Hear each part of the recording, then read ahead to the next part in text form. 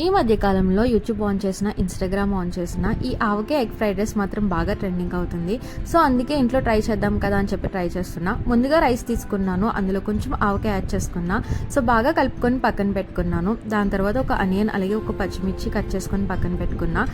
And 3 ఎగ్స్ని whisk చేసుకొని పక్కన పెట్టుకున్నాను ఇందులో యాడ్ చేసుకోవడానికి. సో ముందుగా ఒక ప్యాన్ తీసుకొని అందులో కొంచెం ఆయిల్ యాడ్ చేసుకున్నాను. వన్స్ హీట్ అయిన తర్వాత ఆల్రెడీ విస్క్ చేసుకున్న ఎగ్ని కూడా అందులో యాడ్ చేసుకొని బాగా స్క్రాంబుల్ అయితే చేసుకున్నాను. వన్స్ ఎగ్ బాగా ఫ్రై అయిన తర్వాత ఒక ప్లేట్లోకి ట్రాన్స్ఫర్ చేసుకున్నా. సేమ్ ప్యాన్లో కొంచెం ఆయిల్ యాడ్ చేసుకొని ఆనియన్స్, పచ్చిమిర్చి, కరివేపాకు, కొంచెం సాల్ట్ యాడ్ చేసుకొని సాటే చేసుకున్నాను. ఆనియన్స్ సాఫ్ట్ అయిన తర్వాత ఆల్రెడీ పక్కన పెట్టుకున్న స్క్రాంబుల్డ్ ఎగ్, ఆవకాయ రైస్ని కూడా యాడ్ చేసుకున్నాను. ఒకసారి సాటే చేసుకున్నా. సాల్ట్ అయితే చెక్ చేసుకున్నాను, ఎందుకో కొంచెం తగ్గింది అనిపించింది. అందుకే కొంచెం సాల్ట్ అండ్ బ్లాక్ పెప్పర్ కూడా యాడ్ చేసుకున్నాను. ఒక 5 మినిట్స్ సాటే చేసుకున్నా, అంతే. మన ఆవకాయ ఎగ్ ఫ్రైడ్ రైస్ రెడీ అయిపోయింది.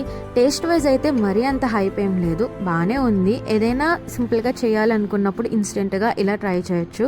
సో ఎలా అనిపించింది వీడియో? నచ్చితే లైక్ చేయండి. డీటెయిల్గా కింద డిస్క్రిప్షన్లో మెన్షన్ చేస్తాను ఇంగ్రీడియంట్స్ అన్ని, ఒకసారి చెక్ చేయండి. బై ది వే నాకైతే బాగానే అనిపించింది.